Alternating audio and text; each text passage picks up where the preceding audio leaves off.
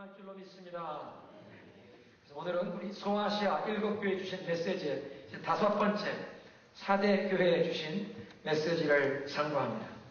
이 4대라고 하는 그 도시의 역사적인 배경을 좀 설명을 해드리겠습니다. 이 4대는 본래 리디아 왕국의, 고대 리디아 왕국의 수도였습니다. 이 4대라고 하는 그 도성 주변에 금광이 많이 있어서 굉장히 부유한 도시였습니다. 영어 표현에 as wealthy as Croesus, 이 크로에시스 왕처럼 부자라 그런 말이 있는데, 이게 4대 성의 왕이었던 크로에시스라는 사람이 금의 무진장 소유했던 그런 부자라는 고대 사회의 아주 유명한 그런 인물이었습니다. 고대 사회에서 처음으로 동전을, 코인을 사용한 것이 바로 이 4대 리디아 왕국이라고 그렇게 역사가들은 얘기합니다. 그런데 이 4대라고 하는 도시가 1500피트, 한 500m 높이의 절벽으로 둘러싸인 산지에 건축된 도성이었습니다. 그래서 군사적으로 공격할 수 없는 난공불락의 요새와 같은 그런 위치에 있었습니다. 역사적으로 많은 외적들이 침공을 시도했지만 번번이 실패하고 물러났습니다. 그런데 역사적으로 이 4대가 2번 외적의 침략을 받아서 함락을 당한 역사가 있습니다. 파사 제국의 고레스 왕, 퍼시아의 이 사이러스라고 하는 이 황제 군대에서 함락을 당했고, 두 번째는 그리스 헬라 군인들에 의해서 함락을 당한 적이 있습니다. 이 두 번의 공격이 모두 4대 거민들이 모르게 한밤중에 아주 캄캄할 때 어두움 속에서 일어났습니다. 4대 사람들은 자기들의 이 도성이 500m 높은 절벽 위에 있었기 때문에 아무도 감히 쳐들어오지 못할 거라고 생각을 해서 적군들이 그 계곡 아래에 와 있는데도 밤에 잠을 잘 때 성벽 위에 포초병도 세우지 않았습니다. 그래서 이 고레스 왕의 용감한 특공대 몇 명이 그 절벽으로 올라가고 성벽을 타고 올라가서 아무도 포초병도 서 있지 않은 성문을 열어버리고, 그래 군대가 들어와서 그 성을 점령하게 됩니다. 그만큼 4대라고 하는 도시는 사람들이 자만심에 빠져서 방관에 빠진 그런 도시였습니다. 그런 도시에 위치한 교회, 그 4대 교회에 그리스도께서 메시지를 주십니다. 그런데 각 교회에 계시되시는 그 예수 그리스도의 그 모습을 보면 그 교회가 당면한 그 문제와 그 영적인 모든 어려움의 해답이 바로 예수 그리스도의 그 모습, 그 예수 그리스도의 그 특성과 예수 그리스도의 그 성품에 드러나 있다고 말씀드렸습니다. 그러면 이 4대 교회 메시지를 주시는 예수님은 어떻게 소개되고 있습니까? 하나님의 7 영과 7 별을 가지신 분이 이르시되, 하나님의 7 영이라, 아니 성령은 한 분 아니십니까? 하나님의 7 영이라는 게 무슨 뜻입니까? 계시록 1장을 보면요, 4절 5절에 이 삼위일체 하나님을 소개하는데, 이제도 계시고 전에도 계셨으며 앞으로도 계실 이에게, 이것은 성부 하나님을 얘기하는 것입니다. 그리고 그의 보좌 앞에 계신 하나님의 7 영과 이 성령님을 소개하는데 하나님의 7 영으로 소개하고 있습니다. 성령님은 본래 한 분의 인격이지만 그 성령께서 역사하시는 모습이, 성령께서 성도들 삶에 나타나서 그 은혜를 부어주시고 능력을 부어주시는 그 모습이 여러 가지 은사가 다양하게 나타나기에 그 성령이 충만하게 나타나는 그 모습을 하나님의 7 영이라 완전 숫자 7을 사용해서 표현하는 것입니다. 그러니까 하나님의 7 영이라, 이것은 성령의 그 충만한 모습을 상징하는 것입니다. 그런데 7이라는 숫자는 이 소아시아에 예수님께서 편지를 보내시는 교회 숫자가 몇입니까? 7. 그리고 7 별이라는 단어로 표현되었던 그 각 교회에 주님께서 친히 세우신 그 교회의 메신저들이 7이었습니다. 이와 같이 성령께서는 모든 교회에 또 그 세우신 종들에게 부어주시는 그 은혜와 영적인 자원과 능력이 풍성하여 어느 한 교회나 어떤 주의 종 한 사람도, 주의 일꾼 한 사람도 그 성령께서 그 부어주시기를 원하시는 그 모든 필요한 영적인 공급과 능력 빠짐없이 다 공급해 주시길 원하시는 줄로 믿으시기 바랍니다. 특별히 이 4대 교회처럼 영적으로 죽어가고 있는 이 교회에 그리스도께서 메시지를 전하시면서 이 하나님의 7병을 가지신 분이라 소개하는 것은 이 성령의 역사가 다시 그 교회 가운데 되살아나기를 사모하면서 그렇게 죽어가는 교회에 영적인 생명이 되살아나기를 사모하며 자기 자신을 그렇게 새롭게 하시는 하나님의 그 은혜에 내어드리는 그런 주의 종들에게 하나님께서 성령을 한량없이 부어주길 원하시는 줄로 믿으시기 바랍니다. 하나님의 7병이다. 성령을 한량없이 부어주시기를 원하시는 분이라는 그런 표현입니다.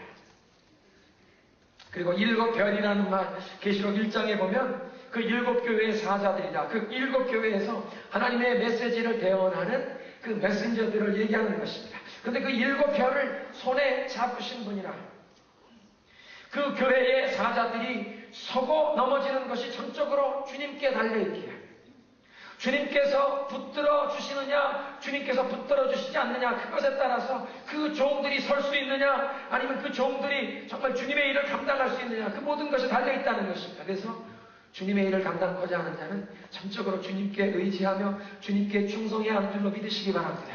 뿐만 아니라 이 주의 일꾼들을 그 손에 쥐고 계시다는 것은 그리스도께서 교회에 전적인 주권을 행사하신 교회의 주인 되심을 깨우쳐 주시는 줄로 믿으시기 바랍니다. 이렇게 사대교회 메시지를 주시는 그리스도의 모습이 계시된 것을 보면 사대교회에 그 사자들이 주의 종들이 하나님의 일꾼들이 그 무한하게 한량없이 부어주시는 성령으로 충만함을 받아야 그 교회에 다시 한번 이 성령의 역사가 나타나며 그 교회가 영적인 잠에서 깨어날 수 있다는 것입니다.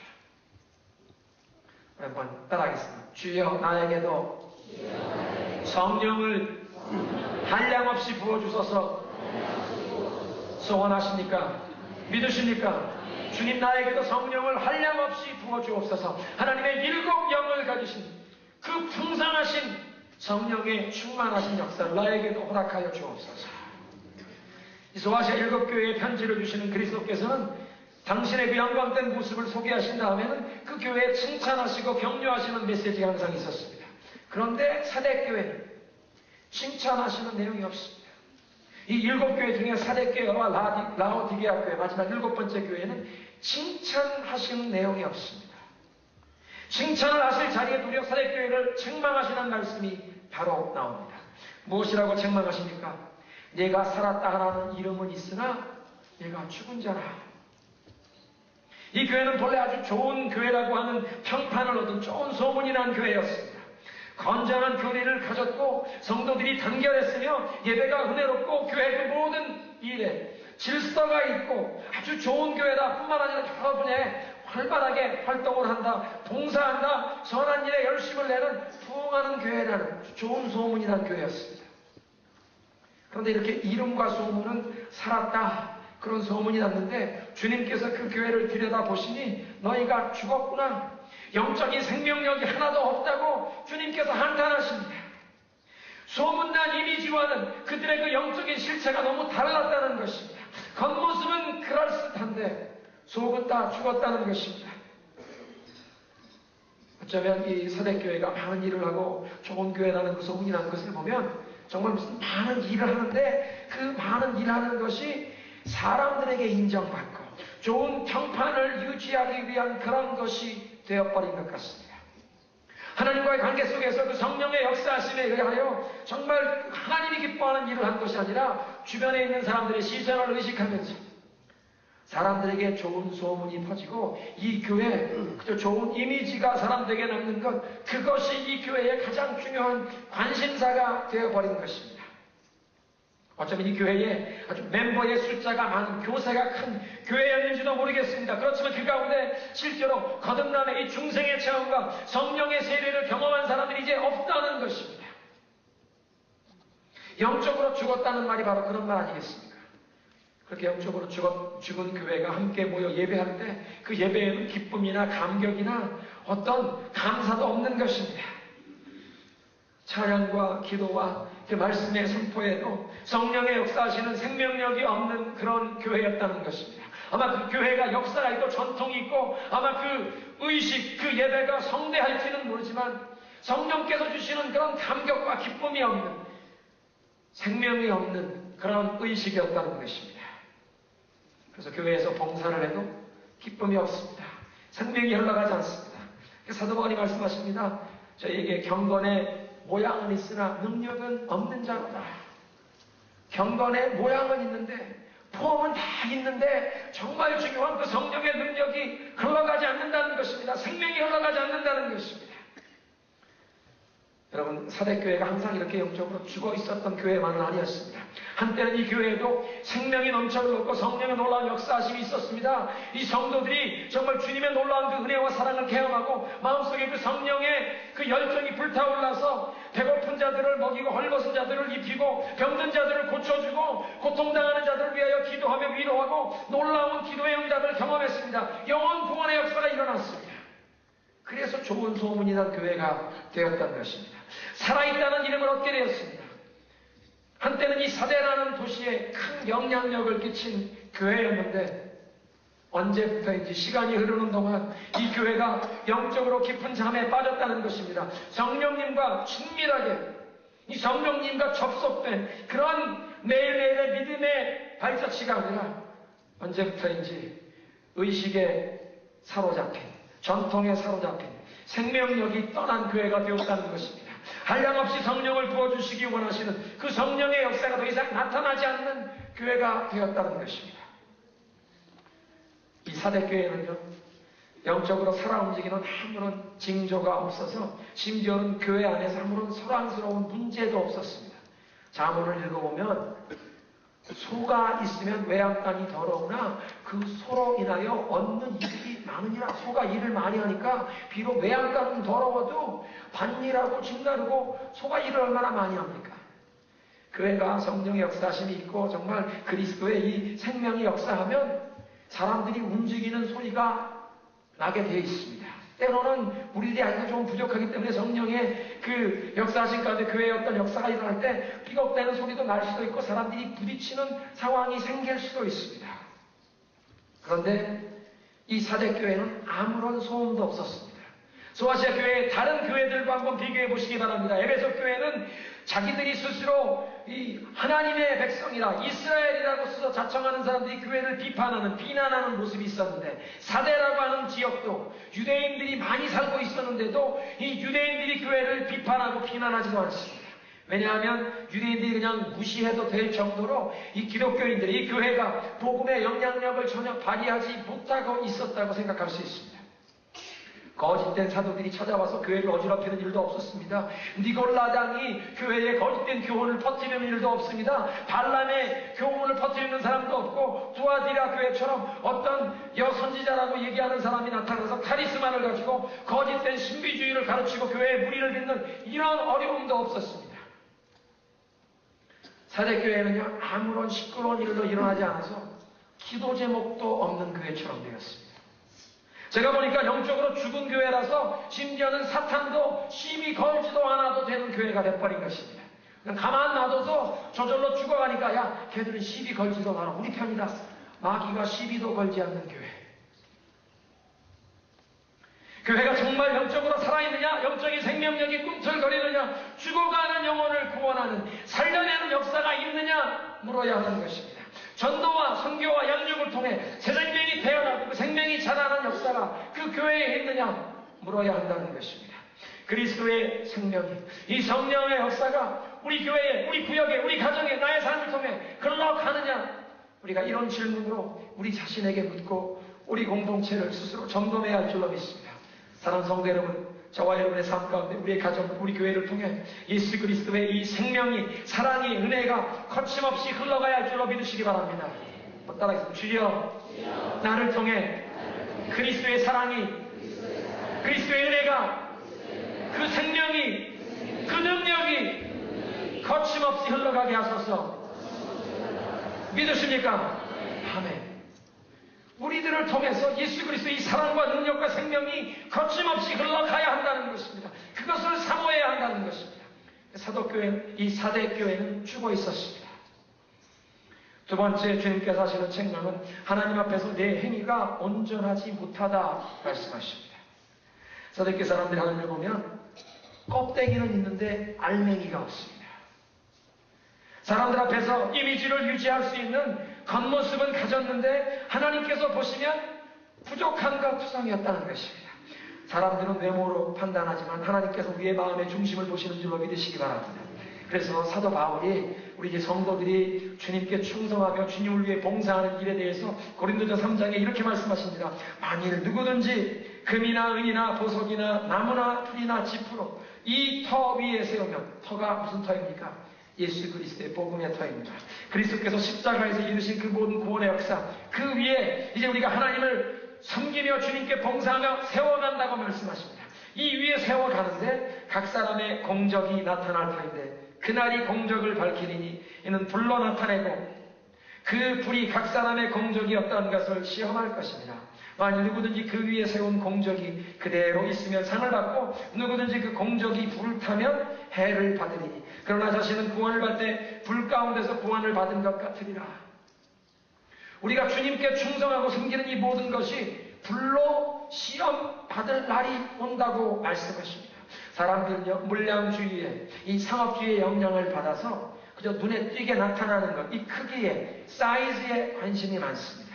그리고 이런 겉모습만 보고 판단하기가 쉽습니다. 그런데 하나님께서 이 겉모습이 아니라 우리의 그 동기를 보고 평가하신다고 말씀하십니다. 우리의 그 마음속의 동기를 불로 시험해 보신다고 말씀하십니다. 여러분, 어떤 재료를 가지고 이 건축을 하기가 쉽겠습니까? 생각해 보시죠. 나무를 가지고 집을 지으면 몇 시간 안에 골격을 다 세울 수 있고 하루 이틀 만에 1층, 2층, 3층 눈에 보이게 빨리 건물이 올라갈 수가 있습니다. 그런데 금이나 은이나 보석을 가지고 집을 지으려고 하면 그 순금, 불순물이 섞이지 아니한 정말 정련된 그 순금을 가지고 집을 지으려고 하면 그 순금으로 벽돌 하나를 얻기 위해서도 엄청난 눈물의 기도와 인내와 믿음의 헌신, 정말 하나님 앞에 희생적으로 헌신하며 나아가는 것 있어야 그 오랜 세월을 거쳐서 금과 같은 벽돌 한 장을 얻게 됩니다. 이걸 쌓아가다 보면 사람들이 보이겠습니까? 당신 집을 짓는 것 가끔 같은데 벽이 어디 있어? 지금 열심히 하고 있습니다. 왜 눈에 보이는 건 없습니까? 사람들 눈엔 보이는 건 없지만 그러나 주님께서 불로 그것을 시험하실 때 그때 진가가 드러날 줄로 믿으시기 바랍니다. 쉽게 나무로 또는 지푸라기를 엮어서 만든다고 하면 몇 시간 안에 벽을 다 세우고 몇 시간에 지붕을 다 얹을 수 있겠지만 그러나 그것은 불이 한번 붙으면 다 사라지는 것입니다. 사람들 눈앞에 보이는, 사람들이 인정해주는 그 겉에 보이는 그 모습이 아니라 주님께서는 우리의 마음의 중심을 보시며 그 모든 것이 불로 시험할 것이라고 말씀하십니다. 그래서 하나님 앞에서 온전한 행위가 되려면, 하나님이 인정하시는 봉사가 되려면 사람들의 시선을 의식하고 좋은 평판을 얻기 위한 것이 아니라 그 마음의 동기가 이 하나님의 엄청난 사랑과 은혜에 감사하는 마음에, 자원하는 마음으로 우리의 마음속에 주님을 향한 사랑이 담긴 그것이 바른 동기인 줄로 믿으시기 바랍니다. 감사와 사랑에서 주님께 충성하며 나아가야 한다는 것입니다. 하나님 앞에 이 온전한 행위라는 게 열심을 가지고 그것을 기준으로 삼을 수가 없습니다. 때로는 우리들은 잘못된 목표를 세우고 병든 소원을 가지고 그것을 성취하기 위해 열심히 매달릴 수 있습니다. 우리의 지극히 이기적인 야망을 위해서 굉장한 열심을 낼 수 있지만 그러나 주님이 불로 시험하실 때 그 모든 열심은 다 불타 없어지는 것입니다. 그래서 열심보다 더 중요한 것이 주님께서 인정하신 온전한 행위는 순종인 줄로 믿으시기 바랍니다. 주님의 뜻대로 행하는 순종입니다. 주님의 말씀에, 성령의 음성에 순종하는 것입니다. 그래서 육신을 따라 나의 힘으로 일하는 것이 아니라 온전히 성령님의 인도하심에 따라서 그 성령의 능력을 온전히 의지하여 성령님과 함께 일해야 하는 것입니다. 그렇게 성령에 의해 봉사할 때 하나님 앞에서 온전하다 인정함을 받는 것입니다. 그래서 요한복음 6장 63절에 말씀하십니다. 살리는 것은 영이니 육은 무익하니라.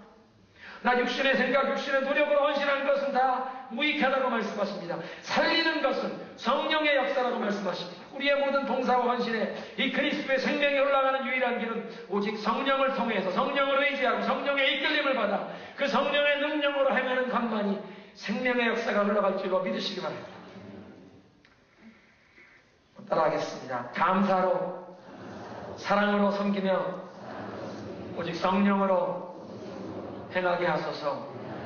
믿으십니까? 주님을 향한 감사, 사랑으로 행하며 우리가 진정 성령으로 행할 때 그리스도의 사랑이, 그 능력이 우리를 통해 흘러가게 될 줄로 믿습니다. 이렇게 영적으로 잠들어 버린 이제 사대교회에 주님께서 처방을 주십니다. 첫째, 일 깨워라. 영어 성경에 보니까요, wake up! 잠에서 깨어나거라. 영적으로 죽어가는 교회에게 필요한 것은 무엇보다 그들의 그 비참한 위급한 상황을, 그 상태를 정확하게 진단하여 그 영적인 잠에서 깨어날 수 있도록 도전하는 것입니다.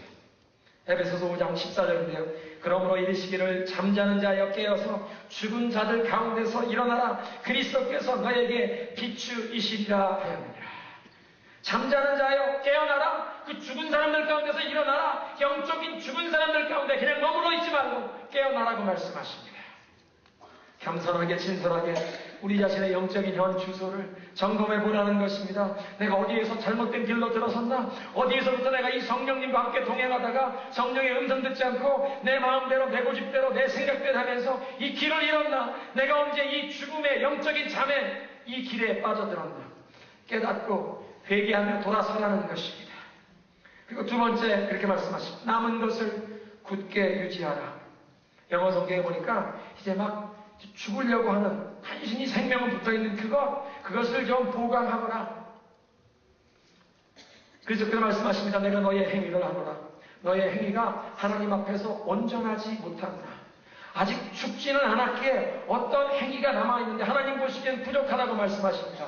어쩌면 그들의 행위는 옳았는데 마음의 동기가 옳지 못했던 것 같습니다. 이제 옳은 동기를 가지라는 것입니다. 사람들의 시선을 의식하며 사람들에게 인정받고 사람들에게 좋은 평판을 유지하려는 그런 동기가 아니라 이제 바른 동기, 하나님께 감사하는 마음에서 예수 그리스도를 향한 그 사랑에서 이 헌신과 봉사로 나아가라는 것입니다. 바른 동기로 하나님 앞에 헌신하거라. 하나님께 감사하는 마음으로 주님 사랑하기 때문에 그래서 이제 주님께 봉사해라. 몇 해 전에 소천하신 이 마더 테레사, 인도의 고아의 어머니들이라고, 인도 현지 사람이 아닌데도 인도 사람들이 자기네 나라 우표에다가 마더 테레사 얼굴을 박아줄 정도로 그 힌두 국가 사람들이 존경하는 그런 인물이 되었습니다. 근데 마더 테레사가 타임 매거진에 인터뷰를 하는 가운데 이런 얘기를 합니다. 우리가 하는 모든 일을 위해 기도하면서 아침마다 모여서 그분들이 새벽 기도를 하시는데 2시간, 3시간씩 기도를 매일 하고 이제 하루 그 일을 시작하시는데, 우리가 하는 모든 일을 위해 기도하면서 예수님과 함께 일하고 예수님을 위해 일하고 예수님께 하려고 기도합니다. 그렇게 기도하는 것이 우리의 온 마음과 정성을 다해 섬김에 임할 수 있도록 인도합니다. 죽어가는 사람, 장애우, 정신치료 환자, 버림받은 자, 사랑받지 못하는 그 모든 사람들을 우리에게 위장하고 다가오시는 예수 그리스도이십니다. 예수님과 함께 일하기 위해, 예수님을 위해 일하기 위해, 그리고 예수님께 이 섬김을 드리기 위해 기도한다는 것입니다. 그래서 매일매일 그 고아들을, 죽어가는 사람들을, 그 길거리에 버려진 영혼들을 찾아갈 때에 예수님을 대하듯이 찾아가는 것입니다. 예수님을 대하듯이 뿐만 아니라 내 힘으로 하는 것이 아니라 내 속에 있는 이 얄팍한 동정심으로 가는 것이 아니라 예수님의 사랑으로 그 문둥병자를 끌어안는 것입니다. 사제교회에 필요한 것이 바로 이런 것이었던 것 같습니다. 사람들 앞에 인정받고 존경받고 좋은 평판을 유지하는 것이 아니라 오직 마음의 중심을 살피시는 하나님이 보시기에 바른 동기로 하나님을 섬기는 것, 그래서 오직 그리스도의 이름을 위하여 예수님의 영광만을 위하여 우리 예배 계획 찬송에 주의 이름만 이곳에 있기를 원합니다. 그 어떤 사람, 우리 교회 이름을 내세우는 것도 아닙니다. 주님의 이름만이 이곳에 있기를 원합니다. 주님만 드러나기 원합니다. 사대교회에만 그것을 원하시겠습니까? 저와 여러분의 삶에 바로 이런 모습을 원하시는 줄로 믿으시기 바랍니다. 예수님과 함께, 예수님을 위하여 예수님께 하듯 우리가 그렇게 하루하루 살아갈 수 있기를 주님의 이름으로 축원합니다. 그리고 그 교회에 말씀하십니다. 어떻게 들은 것을 기억하고 순종하고 회개하거라. 여기에요. 어떻게 들은 것을, 무엇을 들은 것이라고 말씀하시지 않고 어떻게 들은 것이라고 말씀하십니다. 무엇을 들었나는 분명합니다. 예수 그리스도의 복음을 들었습니다. 우리 인류의 유일한 소망이신 예수 그리스도의 복음을 들었습니다. 그런데 어떻게 들었느냐, 어떻게 받아들였느냐, 그 예수 그리스도의 복음의 메시지가 이들에게 처음 전달될 때에 성령의 놀라운 역사하심이 임하여, 성령의 능력이 임하여 마음이 감동을 받았고, 이것은 사람의 말이 아니라 하나님의 메시지이구나, 이 복음을 받아들이게 된 것입니다. 어떻게 받았습니까? 성령의 놀라운 역사하심으로, 성령의 능력이 나타나심으로 이 복음을 받아들이고 믿게 된 것입니다. 그 안에서 소망을 가지게 되었던 것입니다. 그래서 얘기합니다. 이 어떻게 들었던 것을 기억하고 순종해라. 영어 성경 킹 제임스에 보니까 hold fast, 든든히 붙잡아라. LID에는 obey, 이거 순종해라, 지켜라 이렇게 얘기하지만, 그 지킨다는 것은 굳세게 붙잡는 것입니다. 어떻게 받았습니까? 성령의 나타나 역사하심을 통해 그 복음의 메시지를 받았는데, 이제 그걸 붙들라는 것입니다. 성령이여 나를 붙들어 주옵소서. 성령님 떠나가시면 나는 아무런 힘이 없습니다. 능력이 없습니다. 이 복음의 능력이 나타날 수 있는 유일한 길은 성령의 역사하심이 나타남입니다. 성령이여 우리를 불쌍히 여겨 주옵소서. 바른 교리를 붙잡고 있는 것만이 아닙니다. 머리에 알고 있는 지식만 가지고는 되지 않습니다. 성령이여, 불같은 성령이여 임하시옵소서. 우리를 이 영적인 잠에서 깨워주시옵소서. 성령의 불이 다시 한번 나의 심령에 타오르게 하옵소서. 우리 가정에 타오르게 하옵소서. 우리 교회의 성령의 불꽃이 타오르게 하옵소서. 굳게 붙잡으라, 회개하라. 이 신약성경에 회개하라, 메타노이아라는 말은 항상 방향을 전환하는 것입니다. 내 뜻대로 내 생각대로 살던 사람 돌이켜서 십자가를 바라보는 것입니다. 주님의 음성에 귀 기울이는 것입니다. 성령께서 이끄시는 대로 행하는 것입니다. 여러분, 이렇게 성령의 놀라운 역사하심으로 나의 삶 가운데, 우리의 가정에, 우리 교회에 이 놀라운 영적인 부흥이 일어나시기를 사모하십니까? 따라하시기 바랍니다. 내 탓이다. 다른 사람 핑계 댈 것 없습니다. 내 탓이다. 주님, 내가 이 부흥의 놀라운 역사가 임하는 것에 거침돌이 되는 존재가 바로 나입니다. 나를 변화시켜 주옵소서.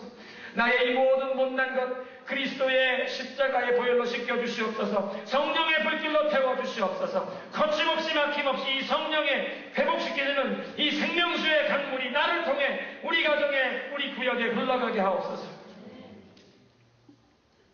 겸손히 십자가 앞에 엎드려서 주님께 은혜 부어주시기를 구하십시다. 성령을 한량없이 부어주실 때까지 그 자리에 머무르십시다. 성령이여 나를 깨워주시옵소서.